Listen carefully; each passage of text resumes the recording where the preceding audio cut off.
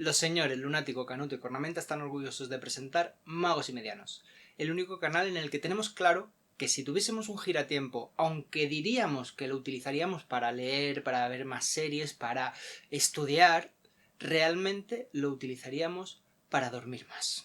Este año 2024 se cumplen 20 años. Se cumplen 20 años del estreno de Harry Potter y el prisionero de Azkaban. Probablemente la mejor película de toda la saga de Harry Potter. Por eso quería hacer una serie de vídeos tratando diferentes aspectos de esa película a lo largo de lo que queda de año. Así que nada, sin más dilación, en el vídeo de hoy, 7 curiosidades sobre la producción de Harry Potter y el prisionero de Azkaban.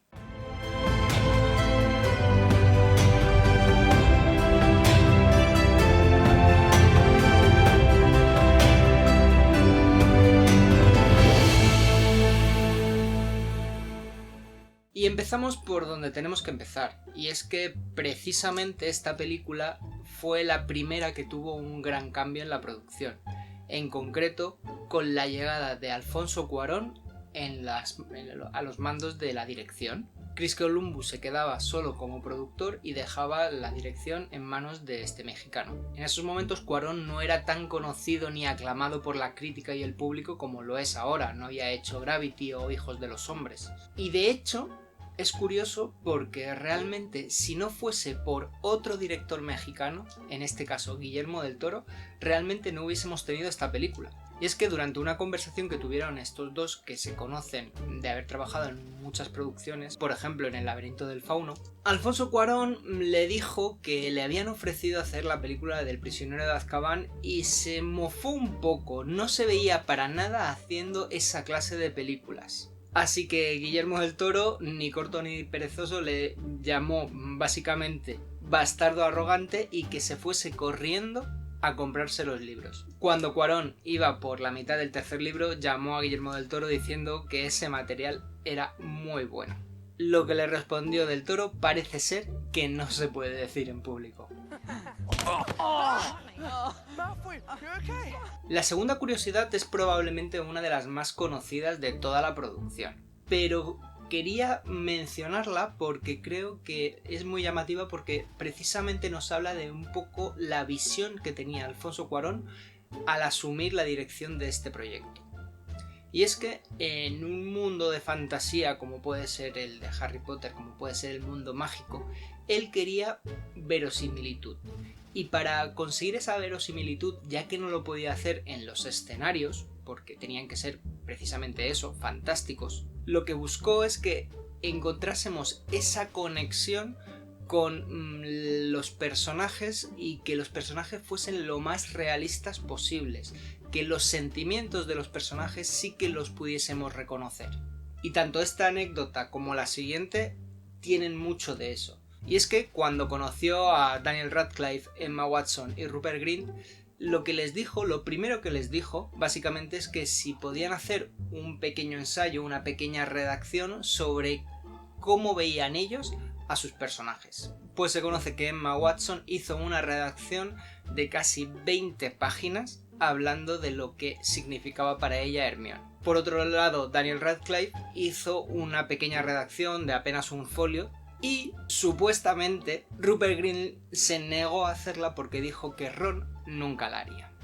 Es verdad que oficialmente parece ser que no la pudo hacer porque estaba muy liado con los exámenes, pero bueno, me parece que la respuesta que le dio sería exactamente la respuesta que daría Ron y por lo tanto que conocía muy bien a su personaje. Not good, brilliant. Otro detalle muy interesante que podemos ver en esta película está en los uniformes y viene relacionado un poco con lo que decíamos antes. Cuarón decía que cuando tú te ibas a cualquier colegio uniformado que podías encontrarte en Londres, aunque todo el mundo llevaba el mismo uniforme, cada uno de ellos lo llevaba de una forma completamente distinta. De hecho, eso desuniformaba al uniforme y les daba personalidad. Así que quiso tener ese mismo tratamiento con esta producción. Así pues, lo único que tuvo que hacer es darle los uniformes a los diferentes actores y les dijo: ponéroslo como queráis, como vosotros lo llevaríais en el día a día. Por eso mismo vemos que algunos van con la camisa por fuera, unos con la corbata desatada, otros completamente formales, y así conseguías eso, que tuviésemos ese punto de verosimilitud, ese punto de realidad que le quería dar a la producción. Exactly how do we do that? Just stroke the spine, of course. Y ahora vamos a pasar a una sección un poquito más técnica, hablando de curiosidades que nos podemos encontrar en la producción a nivel de efectos visuales y todo eso.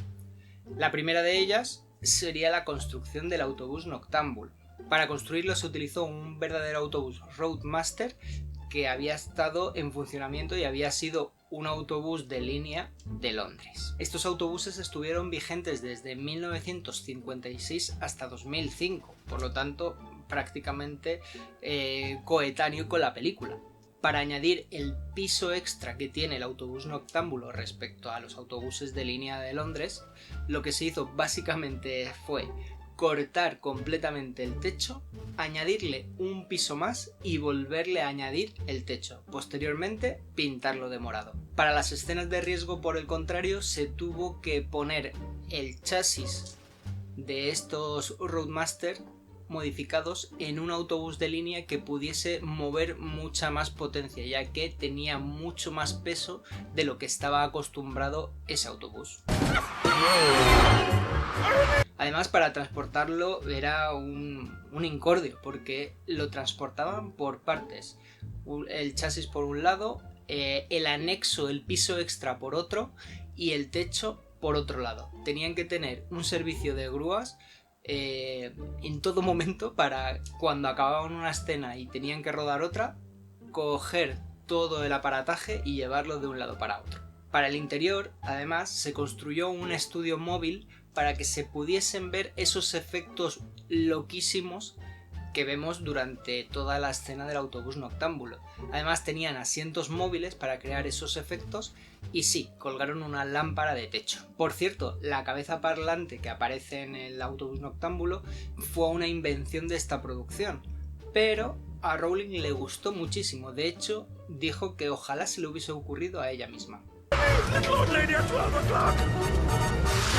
Otro de los personajes principales, o bueno, criaturas principales que tenemos en esta producción son los dementores. En un principio, para crear estas criaturas, contrataron al titiritero norteamericano Basil Twist. Para darle un movimiento algo más extraño, algo más inquietante, decidieron utilizar estas marionetas que habían creado dentro del agua para así poder ver una fluidez un poco distinta. El problema fue que era muy complicado conseguir movimientos estéticos de manera continuada. Había momentos que sí que lo lograban y tenían cosas estupendas, pero en otros momentos no conseguían esa fluidez que requería para grabarlo y que luego funcionase en pantalla. Por lo tanto, desecharon el utilizar a estas marionetas en el agua, pero sí que utilizaron como base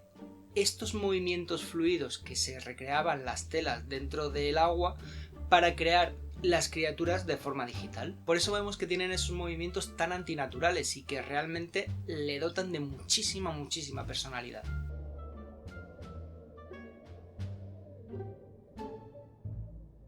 Y seguimos con criaturas. En este caso vamos a hablar un poco de Buckbeak, el hipogrifo.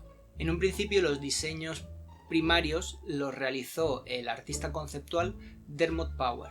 Tras los primeros diseños se comenzaron a pensar los retos físicos que suponía el crear este animal y que fuese lo más realista posible. Y es que, claro, al tratarse de un animal que es un híbrido entre ave y mamífero, realmente ¿cómo tenías que, por ejemplo, distribuir el pelaje y el plumaje? O, siendo un animal tan voluminoso, ¿qué tamaño tenían que tener las alas para que fuese más o menos viable que pudiese volar? Tras plantearse todas esas cuestiones, comenzaron a realizar las maquetas y los animatrónicos. A partir de estas maquetas y los animatrónicos recrearon la figura de forma completamente digital y de hecho es tan realista que hay una escena en la que se ve haciendo sus necesidades el pobre caballo pájaro. You have to let him make the first move. It's only polite. So, step up, give him a nice bow.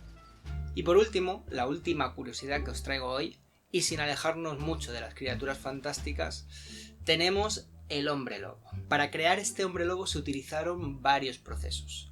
En un principio el actor David Thewlis, nunca me saldrá bien este puñetero nombre, tuvo que someterse a horas de maquillaje para comenzar a recrear esos primeros procesos en los cuales se ve al actor de una forma más específica, más concreta. Aunque fue un proceso arduo, es verdad que solo tuvo que estar un día con ese maquillaje, cosa que el actor agradece enormemente. Tras esto cogieron el maquillaje protésico y se lo añadieron a una marioneta que estaba controlada por un actor en su interior. La marioneta medía 2,75 centímetros y era la que recreaba todos los procesos de transformación.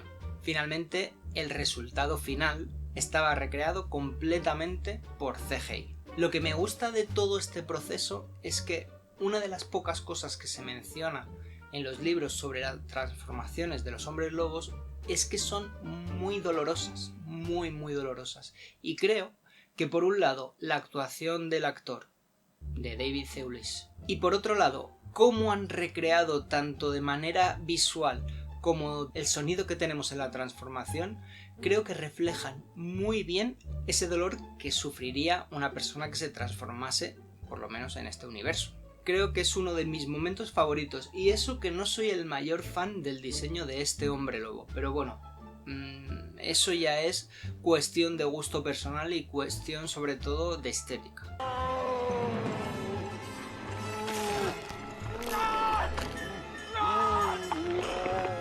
¿Y a vosotros qué os parece esta película? ¿También la consideráis la mejor de la saga como le ocurre a muchos fans? Por favor, decídmelo en comentarios. Y con esto podemos dar por finalizado el vídeo de hoy.